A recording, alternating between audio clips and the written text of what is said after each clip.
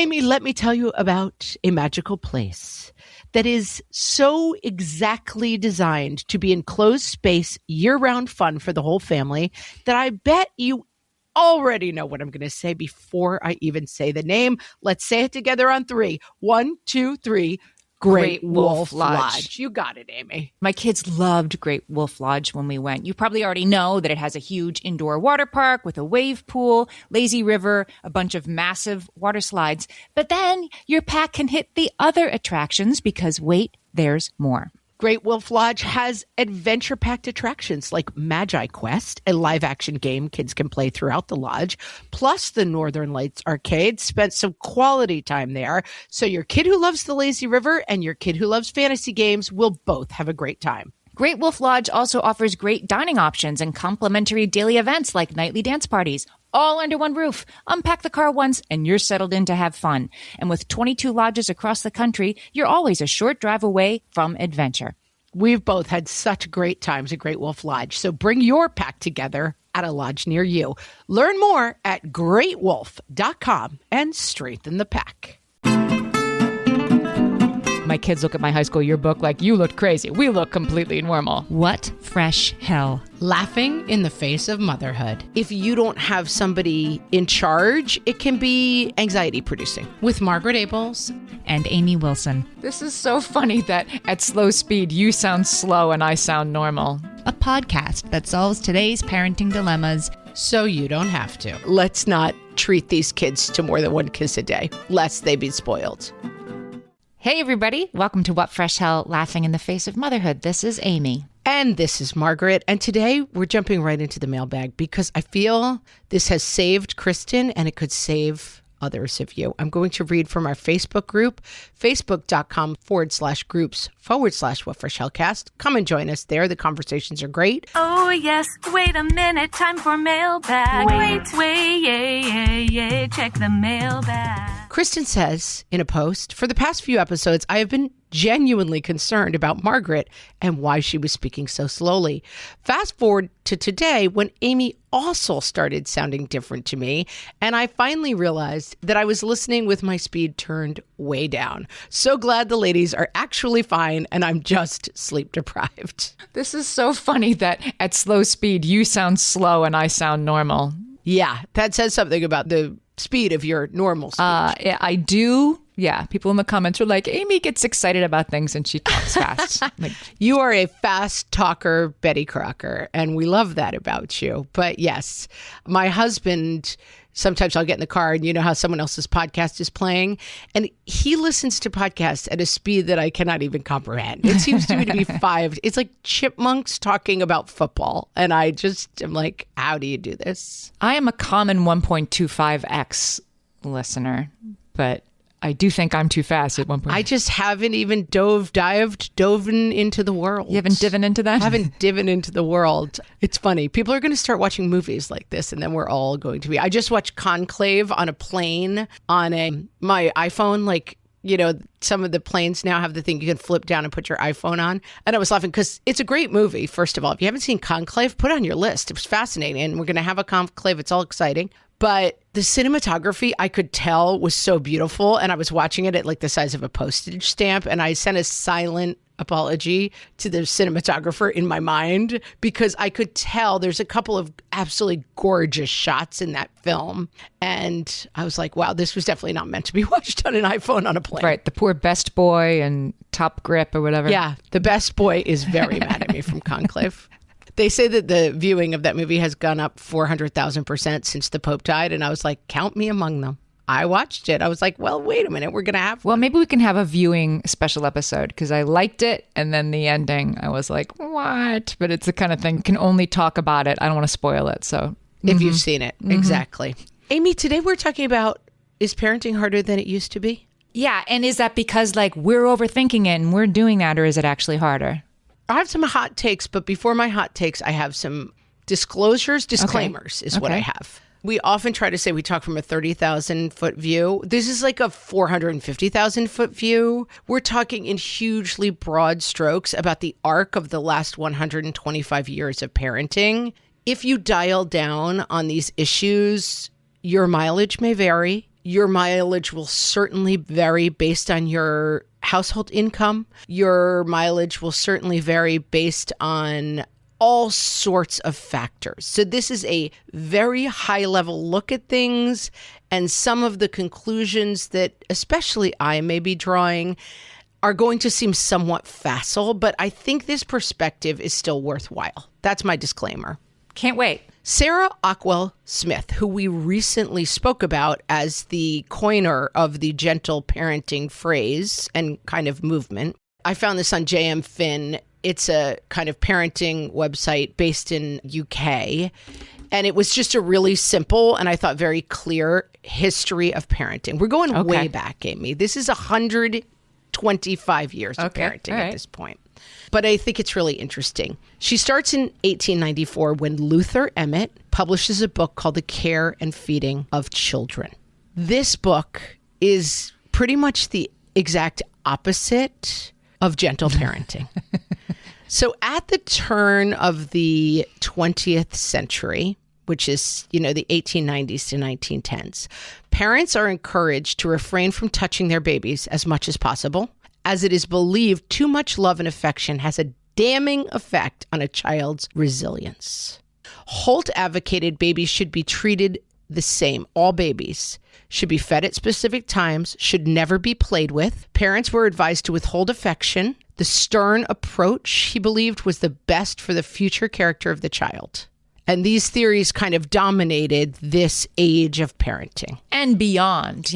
My husband is a child of the 70s, and he had a stern great aunt who, he fell and skinned his knee and was crying about a boo-boo. And his mother, my mother-in-law, was comforting him. And her aunt said, "Stop doing that. You're going to turn him into a sissy if you comfort a child who's crying." And so this was in the 70s. I mean, this was an old lady in the 70s, but her parent might have read The Care and Feeding of Children because it was like, what are you doing comforting a crying child? You'll ruin him. My husband's grandfather, who was born in the 20s, he wouldn't correct this, but he would always note when I was just with a baby on my lap, attacking its neck or whatever I was doing, just like having fun with a baby. He would always say to me, "I can never remember my mother doing anything like that. My mother never played with us. She never smiled, basically." It just was very much believed at the time that children were spoilable in a very specific way, I think. That you could, through tending to wounds, with smiling or playing. Making eye contact too much. Making eye contact. Now, we kind of look at this now and we're like, oh my God, the horror. But at the same time, the world was so harsh then as well. We'll get into some statistics about mortality, but 100 out of every 1,000 children died before the age of 5. And I would argue that some of that lack of warmth and lack of play interaction was really about guarding yourself from the realities of that, so few children survived, that you didn't have the luxury to have that relationship with your child. And this was also a time of orphanages or people being sent away. And I wonder if there's some small part of it too, no, that's the right thing to do. That's proper care and feeding of children. We have to make that okay. Yeah, I saw very clearly that valuing our children is somewhat of a luxury of our time. This ability to kind of worry about our children's inner life and how things are going to turn out for them is the result of, it is a privilege fundamentally. I saw a picture on Reddit the other day of a very sort of Depression era looking woman with 3 children and a sign that said "children for sale." And then she was kind of moving her face like she didn't want to be seen. But the idea that your children were so ephemeral to your life, again, if you had all the money in the world, this was very, very different, right? But even still, those people were the children was with a nanny most of the day, or what do you call that? A governess or whatever fancy thing they had. And so we're starting from this point of view of don't get too attached to these kids, basically. Right. And if you do get attached to them, you better be preparing them for this hellscape that we're all basically living in. And it just goes both ways, I think. And then also was a time when you'd be like, if you could, you would send certainly your boys away to be educated by other people when they were like 8 years old. Time for boarding school. So 1928, Amy, we're still deep in it. John B. Watson took the reins as the eminent child care expert of the time with psychological care of infant and child. We're caring about their psychological needs now. That's great. Yeah. Spoiler alert, Amy. No, we're very much not. Okay. Here's John's advice. Mothers, shake off your instinct to hug children and instead shake their hands. He was famously quoted as saying, if you must kiss them once on the forehead when saying goodnight, you will soon be ashamed at the sentimental way you have been handling it. So we're 40 years later and we're still like, let's not treat these kids to more than one kiss a day, lest they be spoiled. Maybe a kiss on the forehead. Yeah. Nancy Reddy, her book, The Good Mother Myth, we should put the fresh take in the show notes for this episode. When I interviewed her, she walked through John B. Watson and the next person we're going to talk about, John Bowlby. And we can listen to this stuff and it sounds nuts, and it is nuts and definitely not a good idea. But a lot more of the other things these people said trickled down and did become sort of standard ways we view child-parent relationships. So these are not just sort of fringe kooks nobody listened to. This is middle of the road. Oh, no. These are the eminent child care people of the day. You mentioned orphanages earlier, and this starts to change a little bit after the Second World War. British psychologist John Bowlby, who you just mentioned, became interested in the emotional well-being of children who had been orphaned or evacuated and hospitalized. So he's now studying children who are completely in isolation from parents. Young kids. He was one of those kids, importantly. Yes. He had been raised in an orphanage away from his parents. So he had an axe to grind here. Right. Which is interesting, right? It's not just like a man walking by and being like, toughen these kids up. It's someone who's had this experience. At the time, children who were hospitalized were forbidden from having visitors, even their own parents. This is like before we totally understand infections and germs. And so they're basically in like a COVID isolation. And Bowlby notices that children suffer immensely from what he termed maternal deprivation. And this spurred his work on attachment theory, the idea that children need free access to their primary attachment figure, usually their mother, to cope with the world. I mean, better to say, yeah, kids need to be attached to a parent figure than not, but then attachment theory will probably double back to this, can kind of got over applied to you're a bad person if you put your baby down before they're 3. And enter Mary Ainsworth, who developed a method to test for attachment, which is still used today using monkeys. And Donald Winnicott, an English pediatrician, also spoke widely about the importance of mother's love and affection in the early years. The tide has turned. And was it just their bias, I wonder, that like the maternal presence is so important? I mean, I guess this was after World War II. Like men, men are gone. There are no men. The men are gone. So I guess maybe it was partially driven by the reality, but they weren't like, or a dad if a mom isn't around. Like that just didn't even enter the like, it has to be the mom. And obviously there's no baby without a mom having given birth to it, but the mother-baby bond is all that matters. That's definitely what they're studying. And on the great side of this, we're getting away from like never touch or kiss your children lest they become weak and unable to survive in our harsh world. And we're moving towards some understanding that, okay, there is something about the bond between mother and child, which we might today say parent and child, but at this time, yes, they're saying mother and child, which is extremely important and should be fostered. Pretty much the parenting theory moves from don't ever touch the children or they'll be spoiled to moms have this huge role, which, as we come back from the break, Amy, we're going to learn is not all great for women. Really? Hellions, it's time for some spring cleaning, and I don't just mean the coat closets. Doing your financial spring cleaning can actually be super easy when you let Monarch do your financial spring cleaning for you. One dashboard that gets your entire financial life organized. No more clutter, no more mess, no more logins scattered everywhere, just accounts, investments, property, and more, all in one place. Get your first year of Monarch for half off, just $50 with promo code FRESH. Monarch allows you to look not only at what you've already spent, but also to plan for the future. With Monarch, you can set savings goals, plan for big purchases, and notice spending trends before they become a problem. I can generate cash flow reports that show me what we spent this quarter, this month, what we're probably going to spend next month, and feel prepared, organized, and knowing how to plan for the future. No more surprises and a lot more clarity. Try Monarch. Use code FRESH at monarch.com to get your first year half off at just $50. That's 50% off your first year at monarch.com with code FRESH.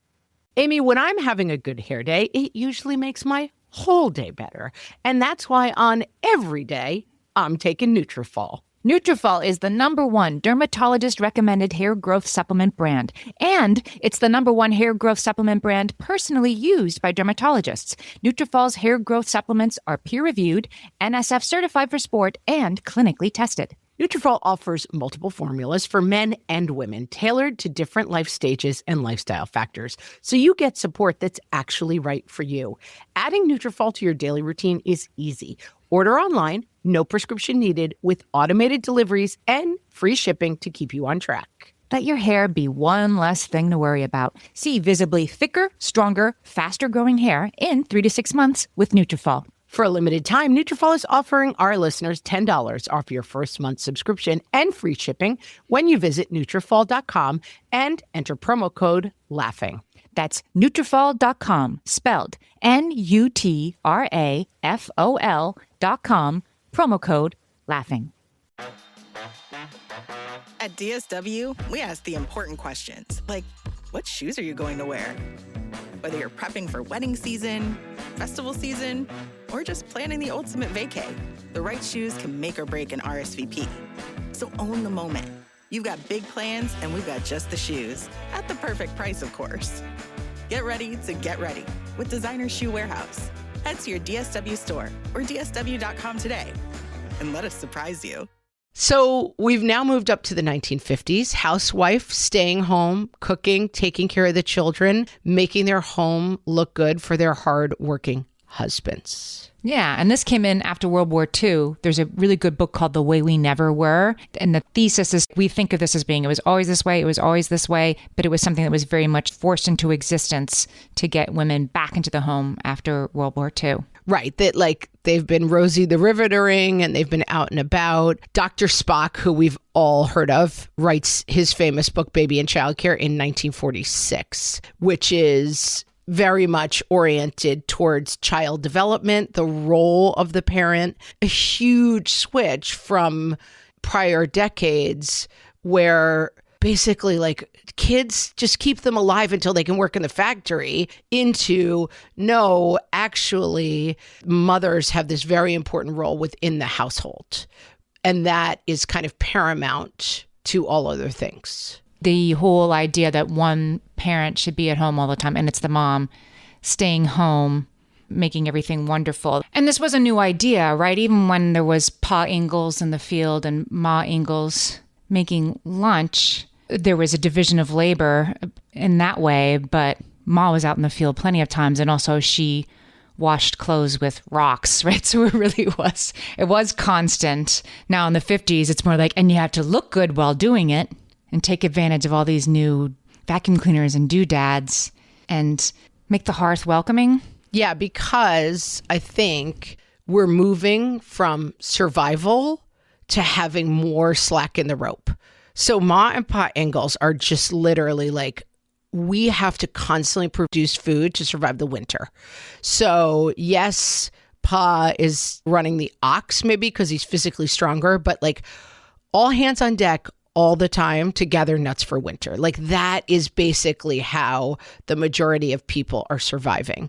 And so the idea that there would be any time to be like, is my child's inner life thriving? I mean, no, just get back to the nuts. You only have one job, which is get enough food to last through the winter. Mm-hmm. And as you see this 1950s, I think that the slack is coming into the rope, and now it's a little bit more like, okay, this is how these roles are now going to be defined a little bit more artificially because we have more time to think about this. Mm-hmm. Then comes the 1970s, feminist revolution. So in the 50s, only 34% of women are working outside the home. By the 1970s, 52% of women are returning to the workforce. By 1980, 57%. And I wonder if that was largely like on the coasts, because I grew up in Pennsylvania, which is not so far from the coast. And I'm trying to think of any of my friends' moms who worked outside the home, and I can't think of one. This is where the 450,000 foot view comes in, that you're right, that like, that doesn't mean that everybody in 1980, you knew one of every two women you knew had a job. Women had jobs. That's right. These are like nationwide averages. And so it may not reflect what was going on in different places. But it was still a possibility. Yeah. And we grew up in the 1980s. So like this is kind of where this chronology ends. But here we are in 2025 in a very, very different parenting landscape.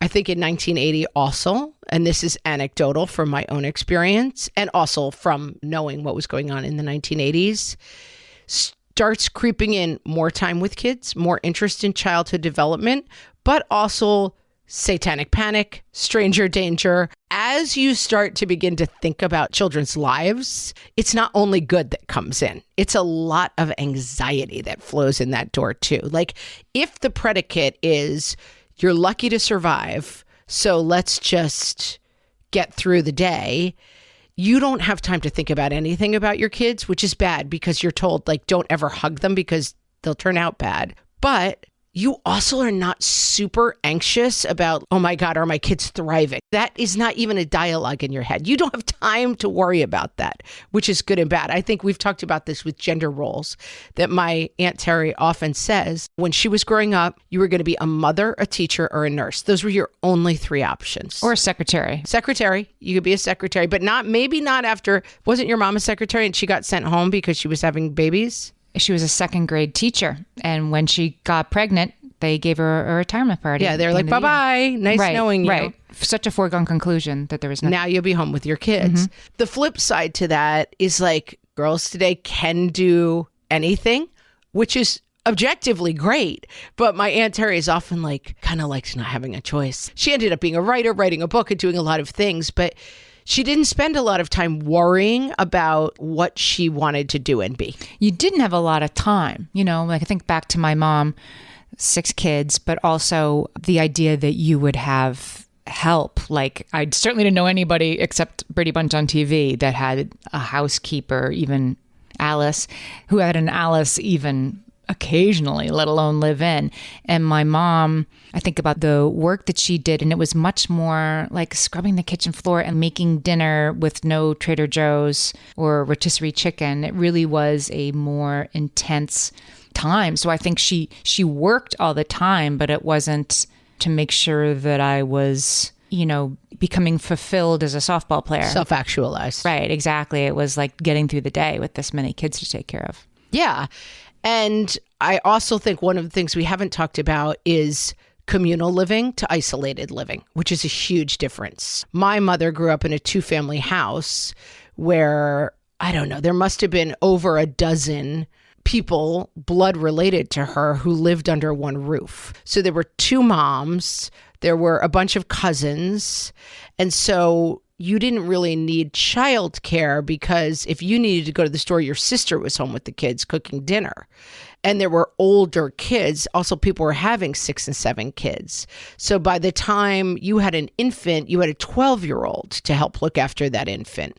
And so this structure of families, which again had tons of negatives, right? Having 8 children is not really great for women writ large. I mean, if you want to have 8 children now, fine. But I mean, being forced to have 8 to 12 children was really hard on women. Right. Because you didn't have a choice because you were going to, You didn't have birth control. Birth control comes in the 1960s. Also, you were starting to have kids at like 22 when it's a lot easier to... Or 16. And so you were having huge number of children.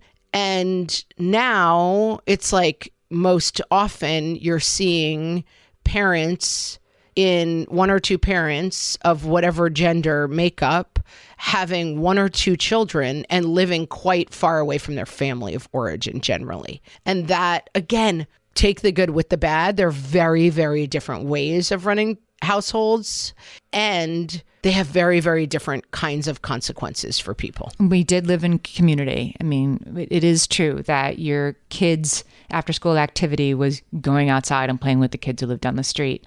At least where I lived, there was no chess club yet. Another huge factor that has changed this, which I heard about somewhere I was reading, and I can't cite it because it was a long time ago, is air conditioning was a huge change in how neighborhoods operated, because it used to be that when it was warm, everybody was outside. And so the kids were playing in the street, the moms were sitting on the porch chatting, and someone would be like, "Car's coming," and you would come out of the street. But everybody was outside all the time because they were too hot to be inside. Makes sense. In a city and wherever, but that everything, because of modern technology, has become that much more isolated. Air conditioning is not a bad thing. It's just a thing that has had consequences in the way that people live. Yeah. Yeah, that's really interesting. So let's do a little then and now breakdown. So if we're talking about 1900s, one of the things that defined most families was extremely strict hierarchies. What dad said went, mom listened to dad, and kids were under dad's authority, basically. Yeah. Even if that's like a joke. I just watched Meet Me in St. Louis for the first time. Meet Me in St. Louis. Yes. A Judy Garland movie. Oh, it's one of my top 10 favorite movies and features the unarguably, I will brook no other opinion, best Christmas song of all time. Yeah. With the sad Have lyrics. yourself With the extra sad lyrics. I love a melancholy Christmas song. Have yourself a merry little Christmas from Meet Me in St. Louis. And the dad in that is sort of like, oh, I died, I say, everybody has to, right? And it's like, oh, father, but they do everything he says. They're moving, and it doesn't matter if they want to or not because he's going to move. And the, mother is allowed to like dab at her eyes with a napkin at the dinner table, but that's it. Even though he's a dum-dum, he's in charge. But he is in charge. And hierarchies have lots of negatives, but they have one unalienable positive, which is you know who's in charge, what to do. The obvious problem is that person is a rando who can be a total monster, or just keeping people in their place is not good. But people do crave leadership in a fundamental way. And it's great. I love equality. But if you don't have somebody in charge, it can be anxiety producing. But the person in charge, it's occurring to me, is also not somebody who's expected to be emotionally attached or provide emotional safety for the kids. That's somebody who's not in charge, who's providing that. That's her job. And if that gets in the way of what the leader wants us to do, then that has to be put aside for the moment. Yeah. I mean, there's a reason why people join cults. Like just going somewhere where someone else tells you what to do every day and assures you that if you do things that way, you will achieve enlightenment or be a better person or just be the right kind of person. People do crave someone to be in charge. And so for all of the vast good things about stripping away hierarchies, we have been left with some feelings of like, everybody's in charge all the time. Like, I'm in charge of these kids. It's complicated. There's a million more. I say this all the time. My parents met on a blind date. They got engaged 6 weeks later and they got married 3 months after that, and then went on to be married for 50 years, which seems like kind of extraordinary. But my parents were both Irish Catholic kids from New York. So the amount of things that they had to learn and negotiate about each other was somewhat slim. They knew 95% of the things that were going to affect them because they were raised the same way, with the same values, with the same religion, with the same. That was great. Now I have a friend who is African American from the city, man who grew up without religion at all and works in the arts. He marries a woman who was raised in a super white raised in the country in a super evangelical household. Now, their marriage is successful, but they have a lot more to figure out. Like they had 5% of what to expect in common, and they had to figure out the next 95%. I'm making these numbers up, obviously, but there is something about like harder to get to know people. It might be easier to function in a closed society where like all the steps are laid out for you. It's kind of like you were saying when you were a woman, you could be this or this, but that's it. And it seems to me like if you're a nice Irish Catholic boy from the Bronx and you meet a nice Irish Catholic girl from the Bronx, like done, lock that down, because you're not supposed to marry. Right. We know. Right. You're not supposed to marry somebody who just got here from Sudan. That was not part of the assignment. Now you can marry whoever you want. And if they're not like you, that's what makes the world go round. But back then, finding your kind was part of the assignment. And you're right. I probably did like fewer things to negotiate. Want to just, before we break, say I'm saying easier, not better. I'm not saying preferred. Don't want to go back to the good old days. Yeah. I'm just saying simpler, not better. We'll be right back. All my kids learned to swim when they were little. It was super important to me that they be confident and safe in the water. There was only one problem with that: taking them to swim lessons. I mean, the pools were freezing. There were always cranky adults doing laps right there. And it was definitely not, for any of us, what you would call fun. Amy, heard. But now there's Goldfish Swim School. Goldfish takes a really thoughtful approach to swim lessons, combining research-based teaching with a warm, kid-friendly environment that actually helps kids thrive in the water. Every detail at Goldfish is thoughtfully designed to create a golden experience, from shiver-free, warm indoor pools to comfy waiting areas for parents to professionally trained lifeguards on deck. Goldfish uses an approach called the science of swim play, which combines guided play with proven teaching techniques to help kids learn to swim, build water safety skills, and gain confidence, all at their own pace. Lessons are designed to meet kids exactly where they're at. If you've been thinking about swim lessons or just wondering where to start, this is a great opportunity. Right now, Goldfish Swim School is offering a waived membership plus your child's first lesson free at participating locations. Just visit goldfishswimschool.com/free to find a location near you and enroll using promo code FREE. That's goldfishswimschool.com/free, promo code FREE. My favorite skincare products actually feel more like self-care, like they're so nice to put on and they smell so good that I'm actually happy when I get to that part of my day. And I swear that is how I feel about Osea's anti-aging body balm. Amy, you are usually the lotions and potions queen on this podcast, but I have to say, hard agree. Osea's anti-aging body balm is a liquid silk body balm that combines the lasting hydration of a lotion with the firming power of a serum, leaving skin smoother and firmer. This body balm is clinically tested and designed to deliver visible results you can see and feel. So we've gotten to use this product for a couple of months now, and I swear I have really noticed firmer and smoother skin, like on the back of my hands. It's like getting a mini spa treatment from head to toe. Get a spring-worthy glow with clean, clinically tested skincare from Osea. And right now, we have a special discount just for our listeners. Get 10% off your first order site-wide with code FRESH at OseaMalibu.com. That's 10% off your first order with code FRESH at OSEAMalibu.com. And now, parenting then versus parenting now. From the What Fresh Hell podcast. Then, have as many children as humanly possible. Put them to work immediately. Now, have 2 children or less. Devote your entire existence to making sure they get into a good college. Then, hand children over to school, preferably run by extremely mean nuns. Collect them when they are 14, put them to work immediately. Now, your child has an assignment that is 2 days overdue in earth science. Why haven't you checked the portal, you failure parent? Then, when child misbehaves, place them in the barn. Continue this practice until child is 14. Then put them to work immediately. Now, when child misbehaves, check 47 books out of the library. Read until you find the solution. This is on you, Mom. Start that research. Then, send child away from the home at dawn. If they find work, they are let back into the house at dinner time. now. I hope you've prepared a casserole that can be eaten in the minivan. Ronan has soccer at 6:30. Summer has ballet until 9. And Maverick is not going to teach himself karate at 2. Get in the car! This has been Parenting Then versus Parenting Now. From the What Fresh Hell podcast.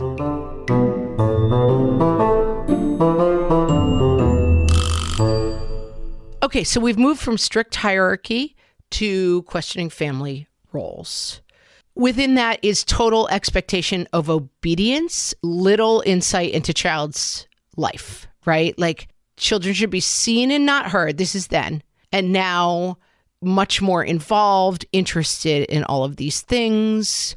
Here's an interesting one. 1900s, education and all information provided almost entirely by parents, and I would say entirely by father. So there's one educated person in the house, that's the father. That is who you get all your information from. See also priests, religious leaders. There's one person in the town who is educated, and that person is informing all the other people in the town. He might be the only person who can read. And so the authority figure has some innate authority because they have the access to information. Cut to now, kids have huge sources of information, right? They're learning from school. They're learning from teachers. This is what's scaring people. And this is why we're having like people diving on each other at school board meetings, because they're afraid that the authority of the parent is being diluted. And they're not wrong. The authority of the parent is much more diluted than it was 100 years ago. Right. And people are upset about like the library shouldn't be carrying this book. Meanwhile, the stuff that their kid is seeing on their phone on the school bus ride to school is so far beyond I Know Why the Caged Bird Sings or whatever book you want to have banned. I think what's worse now than even 20 years ago is like the influences on our kids. We don't see what they are because we're not consuming them on the same screen. And people are absolutely right that the access to information that children have is completely different than it was 100 years ago. Absolutely different. And it's scary to people. And I think that's worth taking a moment and thinking, oh, right. I mean, I have that too. I'm worried about what my children are seeing online. I'm worried about what my children are hearing and learning. And I want to be the authority over my children's mind in some very fundamental way. And that is not available to us anymore as parents. That horse has left the barn. We're not getting it back. And I do see why people think it was easier when like we had an issue in our town and people were questioning something that had happened at our church that was not super troublesome, but people were questioning it. And I remember a friend of mine from an Italian family, her mother said to her, "You're questioning the priest?" Like the idea that you would ever doubt anything a priest said was, and I'm talking about the 1960s, this was crazy. That a woman especially probably, but that the priest was an authority. And we have lost our reverence for authority, which has had many wonderful outcomes. But I would argue that it helps me understand the anxiety that comes in with that, which is it was easier like when one person was in charge and we maybe thought they spoke for God. And so we didn't have to make a million decisions. That guy would figure it out for us and we would just do what he said.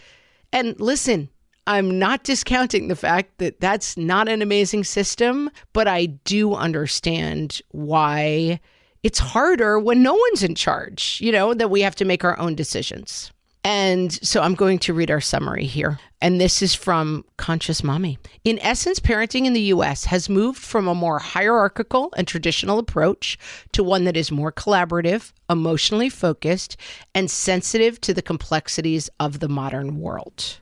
Right. And centering on, in the case of gentle parenting and other forms of very modern parenting, are focused very much on the child's emotional life and what they need from moment to moment as being of paramount importance. Correct. I think it's really interesting to think about and tap into how much this has changed in just 100 years, and that we might be in some sort of pendulum swing. I am very glad I live in 2025, not 1925, for a host of reasons that I cannot even begin to list. But I think it's interesting to think about what we think. There's an amazing piece. I've quoted it before because I'm obsessed with it. David Foster Wallace. It's a speech that he gave at a graduation, and it's called "This is Water." And it begins with two young fish swimming by an older fish. And the older fish says to the younger fish, "Morning, boys, how's the water?" And they look at the older fish and they keep swimming. And then as they pass the older fish, they look at each other and they say, "What's water?" And I think that it's just always useful to understand that you're in an environment that has happened for a reason. And that to know that it's water is how you begin to make decisions. Well, yeah, and that's what I'm thinking. What I get out of that parable is, what do we not understand about the moment that we're in? Like, well, back then was crazy when you unthinking allegiance to whatever the white guy with the nice tie said. And now, what will we look back on? What will our kids look back on when they're parents and say, like, can you believe that there is this thing called gentle parenting where you thought that your kid, you shouldn't ever correct them, you should just redirect them? Can you imagine that I'm not saying that that's going to be it, but I do wonder what it is about now. It's like when you look back, like, oh my gosh, the hair when we were in high school, my kids look at my high school yearbook like, you looked crazy. We look completely normal. Right. We look completely normal with our weird broccoli hairdos. Yeah. Right. Or I look crazy right now because my earrings are too big or something, but it's something we don't necessarily know about yet. Yeah, I think that what I take from it is that everything is an operating system, and that we are currently in our current operating system for all of the reasons we've talked about, the societal changes that have happened, and that some of the pressure we are borrowing a little bit from our times, which is that we have gone from like, kiss your child once a day on the forehead, otherwise they will be completely ruined, to every moment of your child's existence is yours to cultivate. And if you fail at that, they're going to be ruined. You have to optimize every moment of your child's childhood. Yeah. And I think it's very useful to look at that full arc and say, I bet the truth is somewhere in these pieces, probably closer to the middle of these pieces. And I often talk about a family member who, when he was 12, they were 12 and 14, two brothers in an orphanage that was abusive and terrible. And they ran away from the orphanage when they were maybe 11 and 13. I mean, so crazy young. And they set out and made a life for themselves and recently died in their 90s. And I wouldn't wish that experience on anyone, but I still take something from that experience, which is that maybe my 11-year-old, I don't need to like hold by the hand and walk through every experience in life. You know, there is that this is water, that the way that we are parenting in 2025 is also crazy, and examining that and just knowing that, like, okay, it's not an absolute truth that I have to cultivate every moment of my kids and I have to always be gentle with them and get down on the floor and understand in every moment because that's better for kids. It's just another operating system that I can take from and leave behind what works for me in it. Mm-hmm. That makes sense. That's how I'm solving it, Amy. That's solving it for today. Solved it. We have solved the last 125 years of parenting in a 45-minute podcast episode. So back pat to us, Amy. This is water. This is water. Are you following us on YouTube? Just search What Fresh Hell Podcast on YouTube. You can find this episode, lots of episodes, little shorts. Subscribe. Even if you go on YouTube for other stuff and you listen to this on the go, just subscribe to us on YouTube anyway. It will help us find more listeners like the people who will love this show. And with that, thanks so much for listening, and we will talk to you next time. Thanks, everybody.